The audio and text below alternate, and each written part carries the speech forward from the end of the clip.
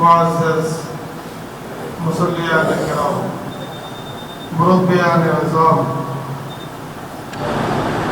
আল্লাহ সুবহানাহু ওয়া তাআলার দরবারে লাখো কোটি শুকরিয়া আদায় করছি। আল্লাহ সুবহানাহু ওয়া তাআলা আমাদেরকে পবিত্র জুমার সালাত আদায় করার জন্য আল্লাহ পাকের ঘর মসজিদে আসার তৌফিক দান করেছেন। সকলেই মুহাব্বতের সাথে জোরে সোরে বলি আলহামদুলিল্লাহ। নিউজ 24-এর কল্যাণে বিশ্বের যে প্রান্ত থেকে আমাদের সাথে যুক্ত হয়েছেন, আমরাও আল্লাহ পাকের শুকরিয়া আদায় করি আলহামদুলিল্লাহ। শুকরিয়া কেন আদায় করব? এর কারণ যদি আপনি জানেন, তাহলে শুকরিয়া ছাড়া আমরা অন্য কোনো কাজে করব না। শুকরিয়া আদায় কেন করব? এক নম্বর হলো শুকরিয়া আদায়ের প্রধান কারণ যে আল্লাহ পাক আমাকে যে অবস্থায় রেখেছেন তার থেকে উন্নত অবস্থা আমি আল্লাহ পাকের কাছে চাই, এজন্য শুকরিয়া আদায়। শোনা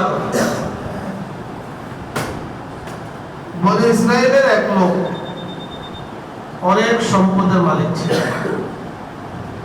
তার সম্পদের কোনো অভাব ছিল না। এখন সে চাইতেছে তার সম্পদ যেন কমে যায়, বেশি সম্পদ, হিসাব নিকাশ করা যায়, এত সম্পদের হিসাব করা যায়, সম্পদ নিয়ে পেরেশান। আমরা তো সম্পদ না হইলে পেরেশান, আর ওই লোক সম্পদ যেন তার কমে যায় এজন্য পেরেশান। একজনের সাথে পরামর্শ করলো যে ভাই আমার তো সম্পদ অনেক বেশি, তা তো জানেন, আমি চাই সম্পদটা কইবা যায়, কি কাজ করলে আমার সম্পদ কমবে, একটু আমাদের বুদ্ধি দেন তো। সেই লোক বলল, তুমি একটা কাজ করো, আল্লাহ পাকের নাশুকরিয়া করো, কৃতজ্ঞতা জ্ঞাপন করিও না, কুফরি করো, নাশুকরিয়া জ্ঞাপন করো, তাহলে তোমার সম্পদ কমে যাবে। এখন যখন তার কাছে প্রস্তাব দিল, তখন সে বলতেছে এটা কিভাবে সম্ভব? আল্লাহ আমাকে আর আমি সম্পদের নাশুকরিয়া করব, এটা কি কখনো হয়? না, নাশুকরিয়া করতে পারবো। তখন ওই লোক বলতেছে যদি নাশুকরিয়া না করো তো তোমার সম্পদ কমবে না। তাহলে শুকরিয়া আদায় করলে এক নম্বর যে অবস্থানে আছি, 1 টাকার মালিক 2 টাকার মালিক বানায় দেবে আল্লাহ পাক। ইবাদতের দিকে যদি বলেন, আল্লাহ পাক ইবাদতের তৌফিক দান করবেন। সুবহানাল্লাহ। শুকরে নিয়ামত, নিয়ামত আতাফুযু কুনাদ, শুকরে নিয়ামত, নিয়ামত আতাফুযু কুনাদ, কুফরে নিয়ামত আজকাফাত বিরু কুনাদ। কবি বলেন, ও দুনিয়ার মানুষ, তোমরা কেন বুঝো না যে শুকরিয়ার দ্বারা তোমার অবস্থার পরিবর্তন হয়? শুকরিয়া কেন করে না? অবস্থার পরিবর্তন হয়। এজন্য আল্লাহ রাব্বুল আলামিন আমাদেরকে যে মাহে রমজানের আজকে কত রোজা? আজকে 23 রমজান।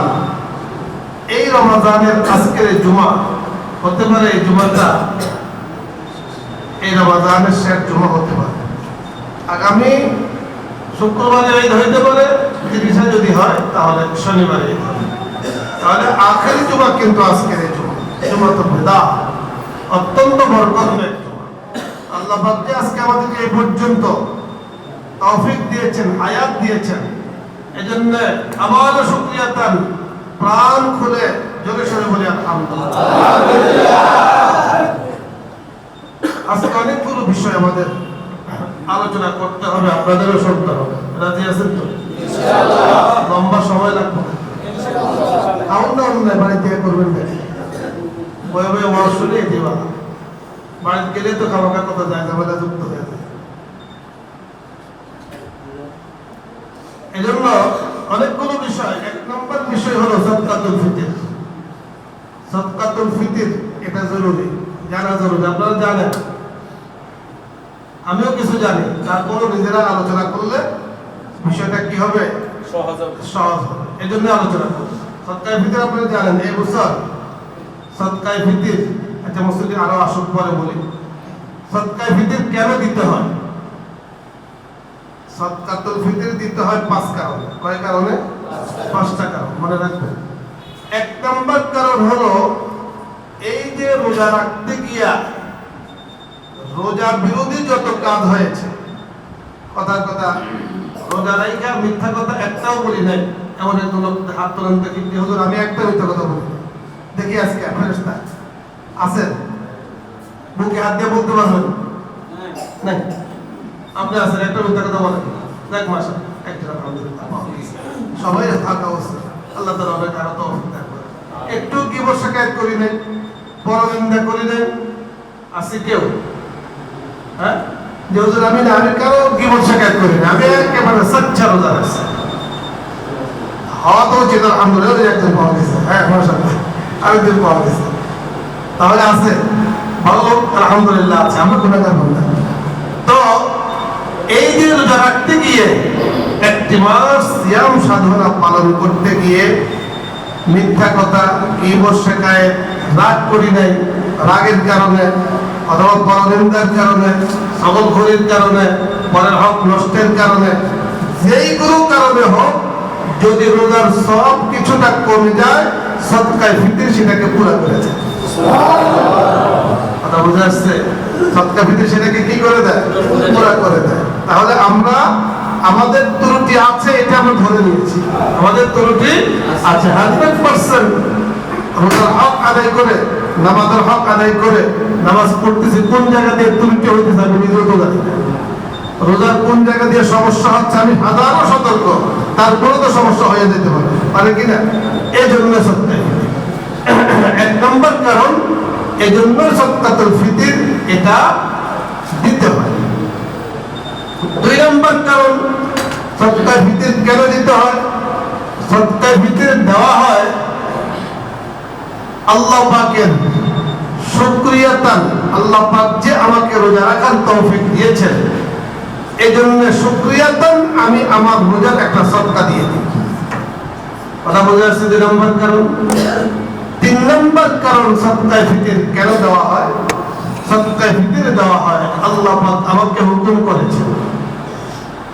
আল্লাহ পাক কি করেছেন? আমাকে শরীয়তে আমাকে হুকুম করেছেন। নামাজ পড়তে যেমন হুকুম করেছে, রোজা রাখতে তেমন হুকুম করেছে, অনুরূপভাবে সদকাতুল ফিতর, সদকায়ে ফিতর দেওয়া, এটাও আল্লাহ পাক কি করেছেন? হুকুম করেছেন। 4 নম্বর কারণ, সদকায়ে ফিতর এটা কোনো আল্লাহ পাকের শুধু হুকুম দূর হয়। কি দূর হয়? দারিদ্রতা দূর হয়। দরিদ্র মানুষ, যে গরিব মানুষ, আপনি যেমন ঈদ করতেছেন, আনন্দ উৎসব পালন করছেন, গরিব মানুষ সেও ঈদ করবে, আনন্দ উৎসব পালন করবে। তাহলে তার যে অভাব ছিল ঈদের সময় পোশাক কেনার, আপনার সদকাতুল ফিতর দেওয়ার কারণে সেটা দূর হবে। এবং দারিদ্রতা দূর হয়ে শুধু শেষ নয়, যে লোকটাকে সদকাতুল ফিতর দিবেন আপনি, গরিব মানুষ, সে কি আপনার উপরে রাগ হবে না খুশি হবে? কথা বলেন না? তাহলে পারস্পরিক মহব্বত তৈরি হবে না শত্রুতা তৈরি হবে? পারস্পরিক সম্প্রীতি, মহব্বত তৈরি হয় সদকাতুল ফিতরের কারণে। এই 5 কারণে সদকায়ে ফিতর দেওয়াটা আমাদের জন্য জরুরি। দিব কাকে? কারা দিব? খুব খেয়াল করে শোনেন, দিব কাকে? গরিব, মিসকিন, অসহায়, অনাথ, যাদের করে দৈনন্দিন জীবনের খাবার নাই, তাদেরকে সদকায়ে ফিতর দেওয়া। পবিত্র কোরআনে কারীমের মধ্যে খাত বয়ান করা হয়েছে, ইন্নামা সাদাকাতুল লিল ফুকারা ওয়াল মাসাকিন, লম্বা আলোচনা করা হয়েছে। আমি আপনাদেরকে সংক্ষিপ্ত বলতেছি। এতিম, দরিদ্র, গরিব, অনাথ, তাদেরকে সদকায়ে ফিতর দেয়া। সদকায়ে ফিতর উত্তম সুরত, যে আপনার কাছে যাবে তাকে দেবেন, ঠিক আছে, কিন্তু উত্তম সুরত হইল যে লোকটা গরিব দরিদ্র কিন্তু চাওয়ার মতো তার অবস্থান নেই, ভদ্রতার কারণে সে চায় না, অতি ভদ্র, এই ধরনের পরিবারের অভাব নেই, খোঁজ নিয়ে নিয়ে তার কাছে সদকাতুল ফিতর পৌঁছে দেওয়া। আমার ঘরে আসবে, আমি সদকায়ে ফিতর দেব। আমাকে ওদের একদিন বলতেছেন, হুজুর মাদ্রাসায় যাকাতের টাকা নেবেন তো বলবেন না, একটু বললেই তো আমি দিতে পারি। আমি বললাম যে আমি বলবো কেন, যাকাত কি আপনার উপর ফরজ না আমার উপরে ফরজ? আমার উপর। আপনার উপরে ফরজ হলে দেওয়ার দায়িত্ব তো আপনার। আমি আপনাকে চাইয়া সহযোগিতা করতে পারি যে এখানে একটা যাকাতের একটা খাত আছে, মাদ্রাসা একটা খাত আছে, এখানে তিন গরিব আছে, এই যে এক লোকটা এতিম, আমি আপনাকে দেখাই দিতে পারি যদি আপনি সাহায্য চান, সহযোগিতা চান। না চাইলেও তো আপনার দায়িত্ব এটাকে জায়গা মতো পৌঁছে দেওয়া। কথা বলেন ঠিক কিনা? আমাদের আমরা উল্টো হয়ে গেছে। আমরা না চাইলে দেবো, চাইতে হবে। গরিব মিসকিন আমার করে যাইতে হবে, আমাকে তোষামত করতে হবে, একটু কাপড় করতে হবে, এরপরে আমি বলবো, এরপরে আমি দেবো। সম্পূর্ণ ভ্রান্ত একটা চিন্তা। আমার ওয়াজিব আমি তো পালন করবো, আমার রোজাকে মুক্ত করা দরকার, আমার ইবাদতটাকে মুক্ত করা দরকার। আল্লাহ রাসূল সাল্লাল্লাহু আলাইহি ওয়াসাল্লাম কি বলেছেন? কোনো ব্যক্তি যদি সদকাতুল ফিতর না দেয় তাহলে তার রোজাটা আকাশ আর জমিনের মাঝখানে ঝুলে থাকে। যখন দেয় তখন যায়, যখন দেয় না তখন এটা ওখানে থাকে, যে পর্যন্ত না দেয়। তাহলে আমার রোজাকে কম করে দেবো তো আমার সেখানে পৌঁছায় দিতে হবে। গরিবের দায়িত্ব কি আমারটাকে পৌঁছে দেওয়া? এজন্য সদকাতুল ফিতর যারা চায় তাদেরকে তো দেবে না। উত্তম সুন্নাত হলো যারা চাইতে পারে না তাদের খোঁজ নিয়ে নিয়ে দেওয়া। শহরে তো আলহামদুলিল্লাহ কোনো না কোনো ভাবে মানুষের কাম কাজ করে, কিন্তু গ্রামে গঞ্জে আমরা যারা প্রত্যন্ত অঞ্চলে থাকি সেখানে দেখা যাচ্ছে যে মানুষ অভাবে কষ্টে আছে, এক প্যাকেট সেমাই কিনবে সে ব্যবস্থা নেই। আমরা যে যে এলাকা আমি চাইলে ওখানেও আমার সদকাতুল ফিতরটা আমি সেখানে দিতে পারি। এ হলো কাদেরকে দেব? তারা দেব। আমরা যারা রোজা রাখি তারা দেব, যারা রোজা রাখি তারা দেব। তবে একটা শর্ত আছে, শর্ত হলো কারো কাছে যদি ওই দিন ঈদের দিন নেশাব পরিমাণ সম্পদ থাকে, অর্থাৎ তার প্রয়োজনের অতিরিক্ত সবকিছু মিলাই যদি 1 লাখ টাকা তার কাছে থাকে, তাহলে তার উপরে সদকায়ে ফিতর দেওয়া ওয়াজিব। কথা বুঝতেছেন? দিবে কাদের পক্ষ থেকে? সে নিজে দিবে, তার পরিবারের দিবে, তারপরে কি বলে সন্তানের দিবে। যেই সন্তানটা ওই দিন সবে সাদেকের আগে জন্ম নিয়েছে তার পক্ষ থেকে সদকাতুল ফিতর দিতে হবে। অর্থাৎ অধীনস্থ যারা তার অধীনে আছে সকলের পক্ষ থেকে সদকাতুল ফিতর দিতে হবে। পরিমাণ দিবেন কতটুকু? কতটুকু পরিমাণ দিবেন? এইবারে আমাদের 2026 সাল ইসলামিক ফাউন্ডেশন থেকে আমি যতটুকু জানতে পেরেছি তা হলো সদকাতুল ফিতর ঘোষণা দেওয়া হয়েছে সর্বোচ্চ সবার উপরে, যেটা দিলে আর পুরো টেনশন নাই, ঝামেলা নাই, জন প্রতি 2805 টাকা, 2805 টাকা সর্বোচ্চ। এটা দিতে পারলে আলহামদুলিল্লাহ ভালো। সর্বনিম্ন হলো 110 টাকা। সর্বনিম্ন কয় টাকা? 110 টাকা। এখন আমরা তালাশ করি সর্বনিম্ন যেটা, এটা কত রকম দায় সারা ভাব, সর্বনিম্ন যেটা সেটা দেওয়ার চেষ্টা করি। কিন্তু আসলে আমি আমার পক্ষ থেকে শরীয়তের সকল কিছু দেখার পরে আমি দেখেছি যে যে যে মানে 110 টাকা দিলে হয়ে যাবে, আমি বলছি না যে হবে না, তবে আনফাউল ফুকারা, গরিব মিসকিনরা বেশি উপকৃত হয় ওই পরিমাণ সদকাতুল ফিতর দেয়া। এখন আপনি আপনারটা নির্ধারণ করবেন কিভাবে? আমি এই জন্য বলি, আপনি যে মানের খেজুর দিয়ে ইফতার করেন, যে মানের খেজুর দিয়ে আপনি ইফতার করেন, প্রধান কথা 600 টাকা মানের খেজুর দিয়ে আপনি ইফতার করেন, 700 টাকা মানে, তো জন প্রতি আপনি ওইভাবে ধরেন। 1 কেজি খেজুরের দাম ধরেন না, জন প্রতি 1 কেজি জন প্রতি খেজুরের দাম ধরেন। যদিও পরিমাণ একটু বেশি দিতে হয়, যেহেতু খেজুরের দাম আমি ধরেছি 1 কেজি খেজুর 600 টাকা। আপনার ঘরের সদস্য আছে কতজন? প্রধান কথা 3 জন, 1800 টাকা আপনি সদকায়ে ফিতর দিয়ে দেন। এতে করে কি হবে? গরিব মিসকিনরা উপকৃত হবে। কারণ আমি আমার জন্য 200 টাকা দামের খেজুর খাওয়াটাকে আমি মনে করি এটা কিভাবে খাওয়া। বাজারে যখন যাই তখন কি করি, টাকা যদি থাকে তো উন্নত মানের খেজুর কোনটা এটা দেখাও, আর যদি কম থাকে বলে যে মাঝামাঝি ধরনের খেজুর যেটা আছে সেটা দেখাও। টাকা যদি না থাকে তাহলে একটা হইলে চলে। কথা বলেন ঠিক কিনা? একটা হইলে চলে, হইলো 110 টাকা। আর মাঝামাঝি ধরনের আপনি যদি জীবনযাপন করেন তাহলে হলো 300 টাকা, আর যদি একটু ভালো জীবনযাপন করেন তাহলে 1000 টাকা। খেজুরের তো অনেক দাম আছে। এই জন্য পুরোপুরি না, আপনি অন্তত আপনার পরিবারের জন্য যে পরিবার স্ট্যাটাস মেনটেন করে চলি, ঠিক পরিমাণ যত বাড়াই দেওয়া যায় তত গরিব মিসকিনের কি হয়, উপকার হয়। যত বাড়াই দেওয়া যায় 110 টাকা দিলেও হয়ে যাবে। দিব কখন? ঈদের মাঠে যাওয়ার আগে সদকাতুল ফিতর দেওয়া ওয়াজিব। ঈদের মাঠে যাওয়ার আগে সদকায়ে ফিতর দেওয়া কি ওয়াজিব। এখন দিতে পারলে ভালো, সমস্যা নাই। আর যদি এখন না দেন, কারণ ওয়াজিবটা হয় ঈদের দিন সবহে সাদেক ওঠার আগে, ওই সময়টা ওয়াজিব হয়। আপনি এখন দেন, আগে দেওয়া যাবে, সমস্যা নাই। ঈদের মাঠে দেওয়ার আগে, কারণ আপনার এই জিনিসটা দিয়ে একজন মানুষ এক প্যাকেট সেমাই কিনবে, একটা জামা কিনবে, একটু প্রয়োজন ঘোরাবে, মুখে হাসি ফুটবে, ওটা বোঝা যাচ্ছে কিনা? এখন দেওয়া হলো উত্তম। কোনো কারণে যদি কেউ দিতে না পারে যে গ্রামে টাকা পাঠিয়ে দেবে, সেই ব্যবস্থা নাই। যদিও বর্তমানে এই সুযোগ সুবিধা যদি কেউ বলে যে গ্রামের টাকা পাঠানোর ব্যবস্থা নাই, তাহলে সে একেবারে বহুত আগে জমানো কথা বলেন। মুহূর্তের মধ্যে বর্তমানে কি বানানো যায়? টাকা পয়সা এখান থেকে সেখানে সারা বিশ্বের মধ্যে কি করা যায়, পাঠানো যায়, তাই না? মুহূর্তের মধ্যে কত কিছু বেড়েছে, বিকাশ, সঠিক, সহজ, নগদ, আরো আছে না উপায়, অনন্য উপায় নাই, বহুত উপায় আছে, কথা বলেন। এই জন্য যত সম্ভব চেষ্টা করে সদকাতুল ফিতরটা কখন দেওয়া? ঈদের মাঠে যাওয়া। সদকাতুল ফিতর সাবধান, কোন মসজিদে সদকাতুল ফিতর টাকা দেওয়া যাবে না।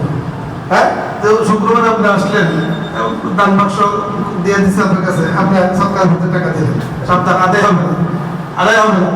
মাদ্রাসা নির্মাণে সদকাতুল ফিতর আদায় হবে না, কথা বুঝে আসছে কিনা? কোনো ধনী মানুষকে সদকাতুল ফিতর দিলে আদায় হবে না। সদকাতুল ফিতর একান্ত গরিবদের হক, তাদের কাছে পৌঁছাবে।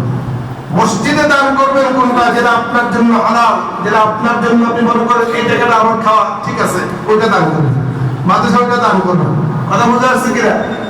আল্লাহ তাআলা পবিত্র কোরআনে হাকিমের মধ্যে বলেন, লান তানালুল বিররা হাত্তা তুনফিকু মিম্মা তুহিব্বুন ওয়া মা তুনফিকু মিন শাইইন ফাইন্নাল্লাহা বিহি আলিম।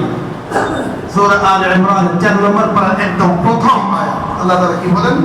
লান তানালুল বিররা হাত্তা তুনফিকু মিম্মা তুহিব্বুন।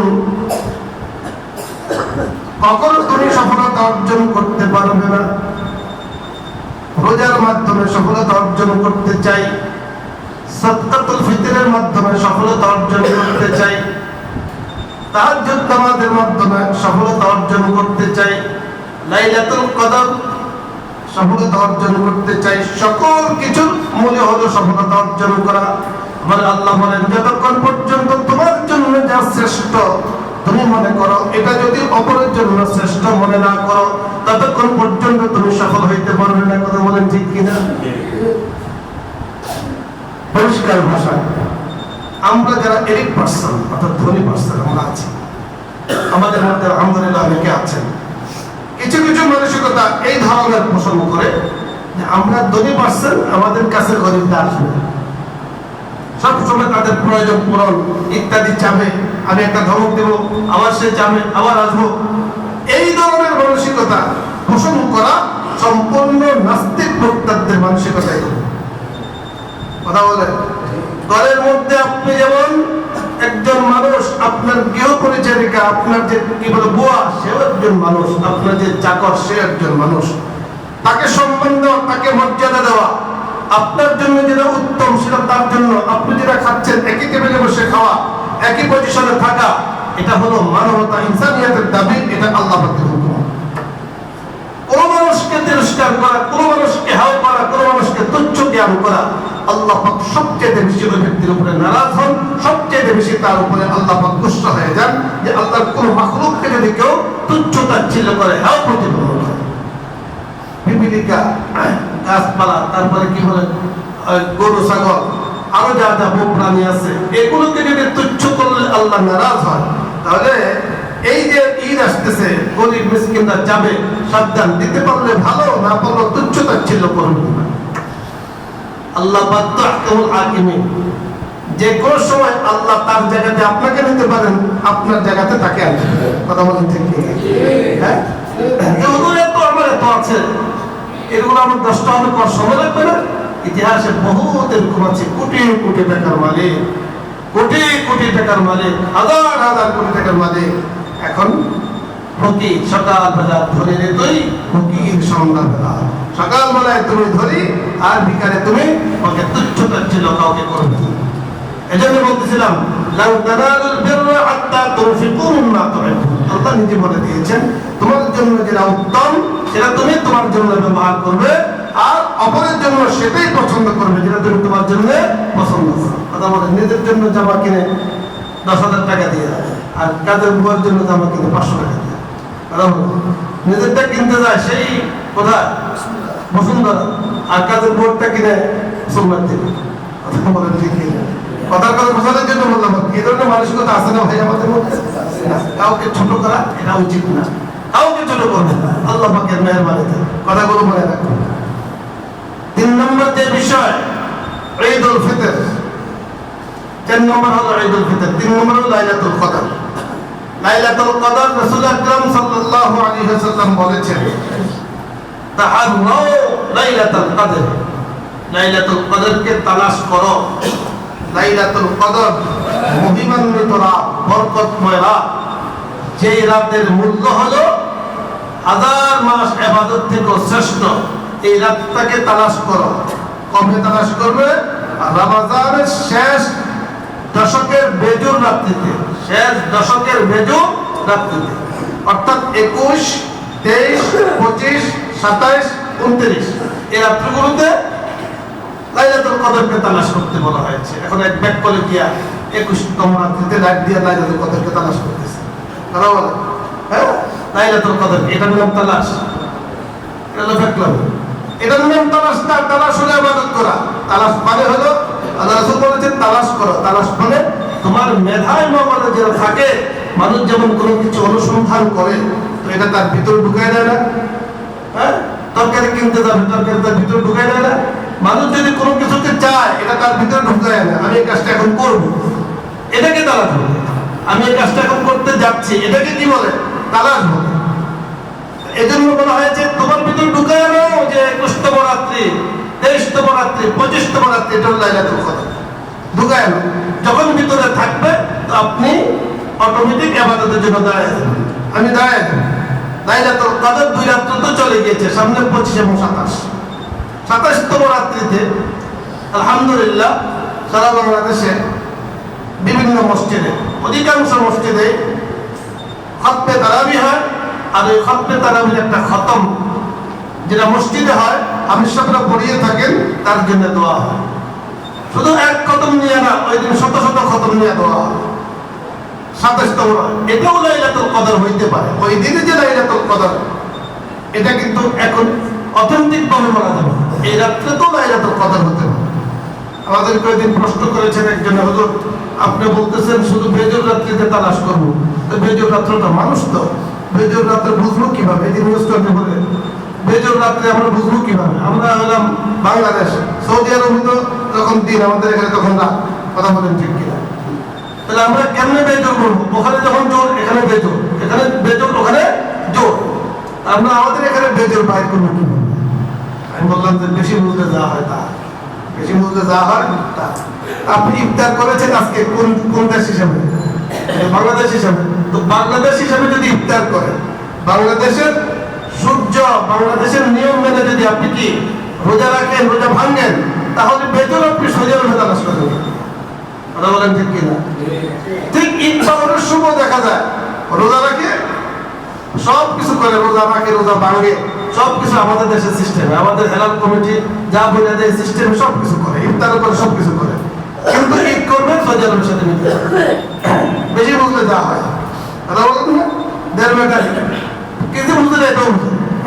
তুমি রোজা যদি সৌদি আরবের সাথে মিলে রাখতে হয়, ভাঙতে হয়, একজনের রোজা হবে, একজনের রোজা হবে। কথা বলেন ঠিক কিনা? আমার যখন দরকার তখন বাংলাদেশ, যখন দরকার নাই তখন সৌদি আরব। কথা বলেন আমাদের দেশ হিসাবে, ভৌগোলিক হিসাবে আমাদের দেশে যখন সূর্য উঠে, যখন বেজুর তখন আমাদের এখানে বেজুর, যখন জোর তখন এখানে বেজুর। এই হিসাবে আপনি বেজুর হিসাবে কি করতে পারেন? ইবাদত করবেন। যদি জোরে করে সমস্যা কি? কোনো সমস্যা নেই। একটা হাদিসও আছে যে লাইলাতুল কদর রমজানের যে কোনো রাত্রিতে হইতে পারে। অপর হাদিসে আছে লাইলাতুল কদর বছরের যে কোনো রাত্রিতে হইতে পারে। অপর হাদিসে আছে লাইলাতুল কদর মাহে রমজানের শেষ দশকের যে কোনো রাত্রিতে হতে পারে। আরেকটা হাদিসে আছে লাইলাতুল কদর মাহে রমজানের শেষ দশকের যে কোনো বেজর রাত্রিতে হতে পারে। আরেকটা হাদিসে আছে লাইলাতুল কদর মাহে রমজানের শেষ দশকের 27তম রজনীতে হতে পারে। কথা বলেন ঠিক কিনা? এই সবগুলো তো হাদিস। তারা আপনি কোনটা মানবেন? যে কোনো রাত্রিতে ইবাদত করেন লাইলাতুল কদর নিয়তে, আল্লাহ যদি কবুল করেন, যদি ওই রাত্রে হয়ে যায়, যদি লেগে যায়, তাহলে তো এক ইবাদতে 1000 মাসের সওয়াব পাওয়া যাবে ইনশাআল্লাহ। ঈদুল ফিতর আল্লাহ রাব্বুল আলামিন মাহে রমজানের রোজাকে আমাদের উপরে ফরজ করেছেন। এক ইবাদতের শুকরিয়া আমরা আদায় করি আরেক ইবাদতের মাধ্যমে। এক ইবাদতের শুকরিয়া আদায় করি আরেক ইবাদতের মাধ্যমে। আগামী শুক্রবার যদি ঈদুল ফিতর হয়ে যায়, তাহলে আজকে আখিরি জুমা হতে পারে, 29/4 যদি হয় হতে পারে আগামী শুক্রবারে। ঈদুল ফিতর এটা হলো ওয়াজিব নামাজ, সকলকে আদায় করতে হয়।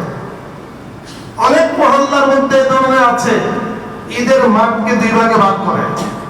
এক ভাগ হলো রোজাদারের জন্য, আরেক ভাগ হলো বেরোজদারের জন্য। যে বেরোজদারি তারা ওখানে নামাজ পড়ে। কথা বলেন ঠিক কিনা? প্রথমত বেরোজদারি কেন হয়ে যাচ্ছে? আমি তো প্রায় বলেছি এখানে, রাসূল আকরাম সাল্লাল্লাহু আলাইহি ওয়াসাল্লাম বলেছেন, কোন ব্যক্তি যদি বিনা কারণে বিনা প্রয়োজন অর্থাৎ রোগ টোগ নাই এমনি একটা রোজা ভাঙে, তো সারা জীবন যদি সে রোজা রাখে একটা রোজার সমান হবে না। একটা রোজার পাওয়ার এত বেশি। নামাজ যদি আপনি এক ওয়াক্ত কাজা করেন, না জানি না কাজা করেন, না বুঝে কাজা হয়ে যায়, পরবর্তীতে আদায় করলে মেকআপ হয়ে যায়। কিন্তু যদি ইচ্ছাকৃতভাবে এক ওয়াক্ত নামাজকে কেউ কাজা করে, 2,88,00,000 বছর জাহান্নামের আগুনে জ্বলতে হয় এক নামাজের কারণে। আর এক রোজা যদি ইচ্ছাকৃতভাবে ভাঙে, তাহলে সারা জীবন রোজা রাখলে রোজার কাফারা আদায় হয় না। কত বড় বড় তাকড়া মানুষ আসার সময় দেখে এলাম, হ্যাঁ ভাঙে গেছে। কত বড় বেয়াদব, মানে আশ্চর্যের ব্যবস্থা। মুসলিম কান্ট্রিতে এই ধরনের আচরণ। আরে একটা অমুসলিমও যারা ধর্ম মানে, ওদের ধর্ম মানে, ওরাও এই ধরনের কাজ করে না। যে মুসলমানদের রোজা চলতেছে, সাবধান, আমাদের কিন্তু প্রকাশ্যে খাওয়া যাবে না, মানে হাত করা যাবে না। ওদের মধ্যে রোজার শ্রদ্ধা আছে, কিন্তু এই পাগল ছাগলের কি দেয় এই শ্রদ্ধা নেই, প্রকাশ্যে মানুষে পানাহার করতেছে, সামান্য তো মনোভূতিও নেই। এখন এই লোকটাকে আপনি মানুষ বলবেন না জানোয়ার বলবেন? জানোয়ার বললে তো হক আদায় হবে। কথা বলেন ঠিক কিনা? জানোয়ার বললে হক আদায় হবে এই ধরনের মানুষ। মুহতারাম হাজিরিন, যাই হোক, যদি রোজাদারকে ভাঙলো, ঈদের মাঠকে এইভাবে দুই ভাগে ভাগ করা ঠিক না। সে যদি সারা জীবন রোজা রাখে না, যদি 2 রাকাত নামাজ পড়তে চায় পড়ো, কিন্তু আল্লাহ রাসূল সাল্লাল্লাহু আলাইহি ওয়াসাল্লাম বলেছেন রোজাদারের জন্য হলো নামাজ। লিস-সাইমি ফারহাতান, ফারহাতুন ইনদা ফিতরিহি ওয়া ফারহাতুন ইনদা লিকাই রাব্বিহি। একজন রোজাদার, তার জন্য হলো আনন্দ হলো দুইটা। একটা হলো যখন সে রোজা ভাঙে অর্থাৎ ঈদে যায়, আরেকটা হলো যখন রবের সাক্ষাৎ হয়, রোজার পুরস্কার পায়। তার থেকে বড় আনন্দ আর কিছু হতে পারে না। এই আনন্দ তো তার জন্য রোজাদারের জন্য। এজন্য ঈদুল ফিতরের জামাত আমাদের প্রতি বছর এই মসজিদের পক্ষ থেকে সকাল মসজিদের পক্ষ থেকে মাঠে হয়ে থাকে সবসময়, অর্থাৎ 100 মিনিট মাঠে হয়ে থাকে। এবছর যতটুকু খবর পাইলাম, সেখানে প্যান্ডেল করার কোনো অবস্থা নেই, পরিবেশ নেই, রাস্তা ভাঙ্গা আছে। এজন্য ঈদুল ফিতর আমাদের এই মসজিদে অনুষ্ঠিত হবে ইনশাআল্লাহ। এখানে হবে সকাল 7:30টায়, 7:30 ঈদুল ফিতরের জামাত ইনশাআল্লাহ এখানে অনুষ্ঠিত হবে। আমাদের এই মসজিদের সাথে আলহামদুলিল্লাহ অনেকেই যুক্ত আছেন, আমরা নিজেরাও বলবো, এবং আশেপাশে যারা আছেন, যারা আমাদেরকে মহব্বত করেন, এখানে আসতে চান, ওদেরকে জানাইয়া দিব যে নয়ানগর বাইতুল আমান মালিদানা যে হলো 2 নম্বর রোড মসজিদে ঈদের জামাত হলো সকাল 7:30 অর্থাৎ 7:30টায়। আল্লাহ পাক আমাদেরকে কবুল করেন, আমিন। আলহামদুলিল্লাহ, আজকে অনেকগুলো বিষয় আমরা আলোচনা করলাম। 1 নম্বর হলো সাদকাতুল ফিতর, 2 নম্বর হলো লাইলাতুল কদর, 3 নম্বর হলো ঈদুল ফিতর জামাত। আলহামদুলিল্লাহ, মাহে রমজান বরকতের মাস, আমরা ইবাদত বিভিন্নভাবে কামিয়েছি, অর্জন করেছি।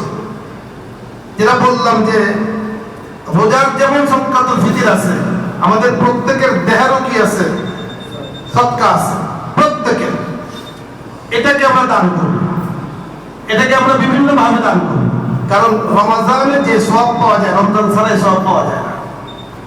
এজন্য মসজিদ একের বাজার যেমন একজনের চলে না, এক ব্যক্তি মনে করলো আমার বাজার আমি চালাবো, যে বাজার হবে।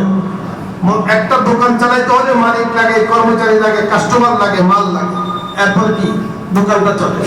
মসজিদও কি লাগে, ইমাম লাগে, মুয়াজ্জিন লাগে, খাদেম লাগে, মুসল্লি লাগে, কমিটি লাগে, সবকিছু মিলাইয়া হলো মসজিদ। কোন মসজিদের মালিক কোন কমিটি না, মসজিদের মালিক আল্লাহ রাব্বুল আলামিন, পরিচালনার দায়িত্ব মুসল্লি, ইমাম, সকলে। কমিটি জাস্ট এটাকে একটা ডিসিপ্লিনের জন্য, পরিচালনা করার জন্য একটা বোর্ড লাগে, এর উপর। মসজিদের মালিক কিন্তু কমিটি না, সাবধান। অনেক জায়গাতে মনে করে মসজিদের মালিক কমিটি তো হয়ে গেল নিজের খোদা মনে করে, বিশাল পাওয়ারফুল মনে করে। ইমাম, মুয়াজ্জিন, খাদেম কাউকে পাত্তাই দেয় না। কথা বলেন ঠিক কিনা? ইমানে ঘাটতি আছে, আর ইমানে কি আছে? ঘাটতি আছে, সমস্যা আছে। মসজিদের মালিক আল্লাহ রাব্বুল আলামিন, পরিচালনার দায়িত্ব জনগণ, সকল মুসল্লি, জনগণ যারা এই মসজিদকে পরিচালনা করে। আমি কালকে এক বয়ানে বলেছিলাম, এই মসজিদকে আপনি নামাজ পড়েন তা আপনি মসজিদ আবাদ করতেছেন, পরামর্শ দিচ্ছেন, মসজিদ আবাদ করছেন। আপনি এই মসজিদে বিভিন্নভাবে সহযোগিতা করছেন, মসজিদ আবাদ করেছেন। যে কোনো ভাবে আপনি মসজিদের সাথে যুক্ত, এই মসজিদের নির্মাণে আপনি যুক্ত। আল্লাহ রাব্বুল আলামিন বলে দিয়েছে, ইন্নামা ইয়ামুরু মাসাজিদাল্লাহ, যারা মসজিদ বানায়, মসজিদ নির্মাণ করে, মসজিদ আবাদ করে, আল্লাহ বলেন যে এরা হলো প্রকৃতি ঈমানদার। আল্লাহ বলেন এরা হলো জান্নাতি, এরা হলো হেদায়েতপ্রাপ্ত।